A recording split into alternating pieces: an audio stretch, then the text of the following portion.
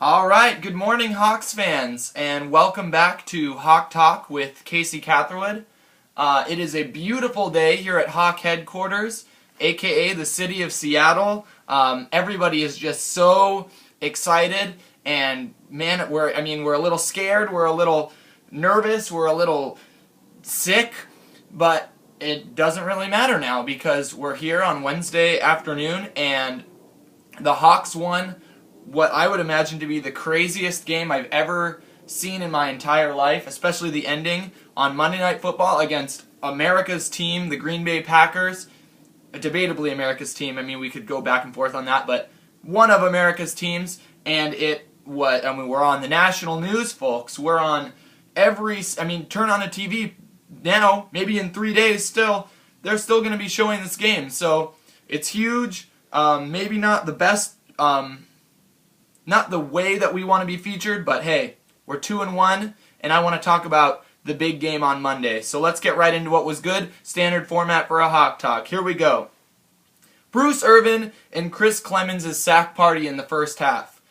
8 sacks in the first half, 4 for Clemens, 2 for Bruce Irvin, the rookie, who, that's what you want to see. You want to see him come out and start hitting quarterbacks and rattling people. He was a threat.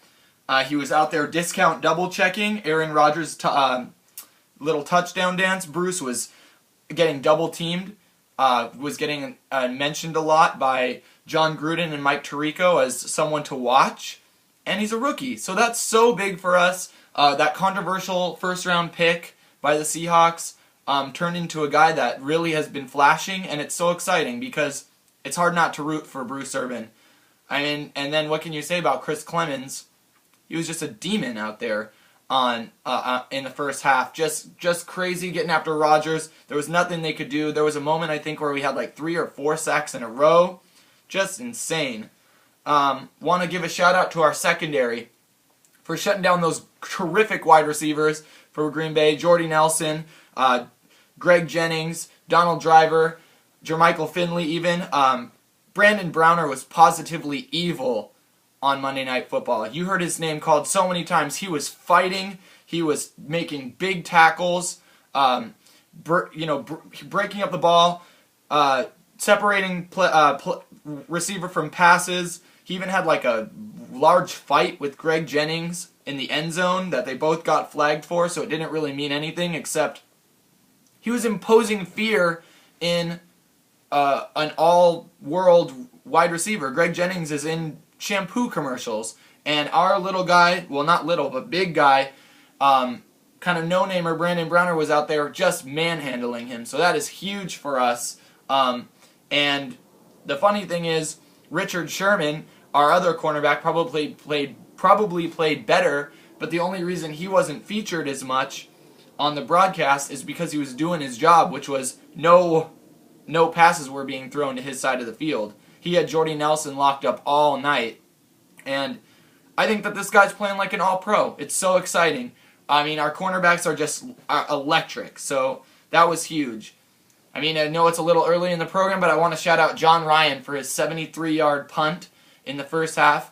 It just kept going and going and going. Our special teams looked really great. We downed a couple balls right there at the 1-2 yard line, and that's huge for us. Field position, those little things that no one thinks about, those win games. So great job, John Ryan. Keep booting the ball, brother. I want to talk a little bit about Marshawn Lynch's game. Everybody came in thinking that he was going to, really dominate this game. He had a productive, in my opinion, but not flashy game, which is kind of what we needed. That amazing run in the fourth quarter on 4th and 2, he just pushed through on pure heart alone. And I think it shows a lot about how much he cares for this team. I wanted to say that I think that this is what games for him will look like every other week. We're going to have a 100-yard game for Marshawn that's not very flashy, and then the next week we'll have a 100-yard game for Marshawn with 2 touchdowns. So that was just his grinding game this week, and I appreciated it because I think it meant a lot to this offense. Want to talk a little bit about Russell Wilson, just really quick. The good for him is I like when he runs for first downs. Whenever he's scrambling out of the pocket and he's moving forward for positive gains, I've noticed that our young quarterback Russell Wilson is making first downs, and that's huge. Not only is it huge, but it's exciting to watch. I love watching that kid run. I think that Golden Tate's 41-yard catch for a touchdown from Russell Wilson in the second quarter is the only pure score of the game, folks, and I'm going to get to that. But what a beautiful ball. Russell Wilson put it right on him.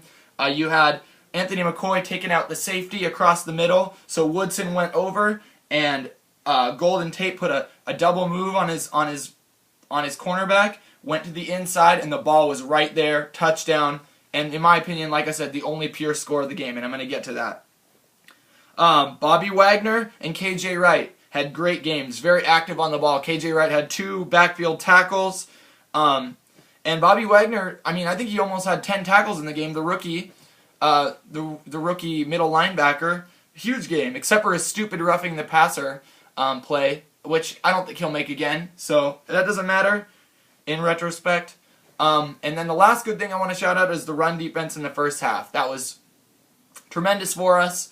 Even in the second half, when we came out and we couldn't really stop Cedric Benson for a while, it did slow down when you watch the game again. Watching the game live, I was having heart attacks. I thought our defense was collapsing. But if you go back and watch the game again, our defense was actually pretty solid the whole game. But it didn't feel like that when watching. In fact, I have a pair of my best khakis that I ripped diving around on the floor during the game. Jumping, hooping, hollering. It was such an emotional roller coaster. If you watch it, you know what I'm talking about. And my pants are ripped in every which way. The knees, the fanny. So if anybody feels like donating some khakis to Hawk Talk, let me know. I'd love to engage with you. Let's get to the bad. Sack City became Slug City in the second half. Meaning we had 8 sacks in the first half, and in the second half, I don't know if it was the wide, our D-line was gassed from just, pure adrenaline rush, or the Packers kind of 3 tight end sets, they switched where they brought in a lot more protection, and they were using Cedric Benson more. I don't know what it was. I think it might have been a combination of all of it, but it kept us from sacking, and our defense did look kind of tired out of the gates.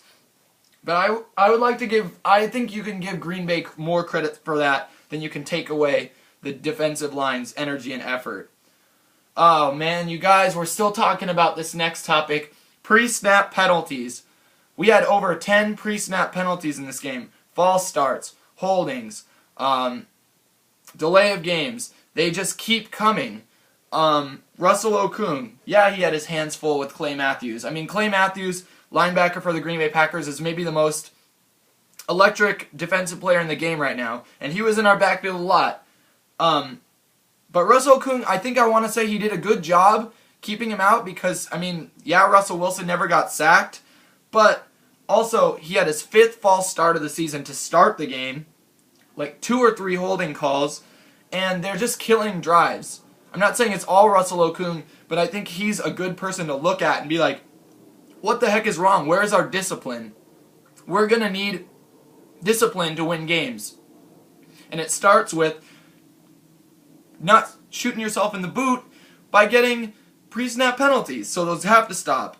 I'm not happy with the wide receivers and their ability to get open right now. There's a lack of open wide receivers, and I don't know if it's Russell Wilson who's not hitting them on time or if there's no separation, but something's got to change. We need to open up the passing game a little bit more. I mean, is our formula working by running the ball a lot? Yes, but we need to open up the passing game a little bit more, and some wide receivers need to step up. Really quick, the Packers hurry up D confused the heck out of us. When they came out in the second half, the Packers were kind of hurrying the ball up, and we didn't have enough time to get our personnel switches out on defense, and we had to burn timeouts. We looked confused, and that's when they really started running, getting some chunk yardage on us. I want to mention that terrible opening possession, offensive possession for the Hawks in the second half. We ended up in a 3rd and 37 with penalties and a huge sack. Not a great way to start the game on offense in the second half. The Packers just dominated the time of possession in that. So there are definitely some things that weren't that exciting on offense about that second half. But I mean, the last bad thing I have to say is it's not necessarily our fault, but second half, Aaron Rodgers probably played as well as any QB is going to play against the Seahawks defense when we're really on, you know? And he made his money on little check down passes, little dinks and dunks, but it ended up working for them. So I want to talk about the refs, and everybody's talking about the refs, but I want to talk about it. And I usually try to avoid this, but I think it's unavoidable at this point. I went back and I reviewed the bad calls throughout this game. Watched it from the beginning to the end. And I'm not just the call that the game ended on, but all the calls. And I found 4 bad ones against the Seahawks and 3 against Green Bay, including the final play. All of the Packers' scoring drives, their 2 field goals and their touchdown, all of their scoring drives were kept alive on third down stops.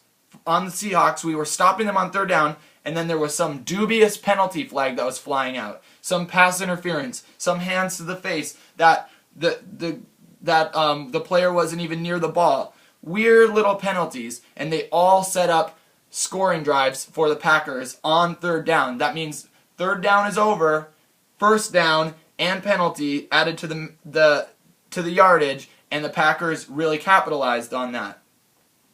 You know, I want to say our final scoring drive was definitely aided by the refs.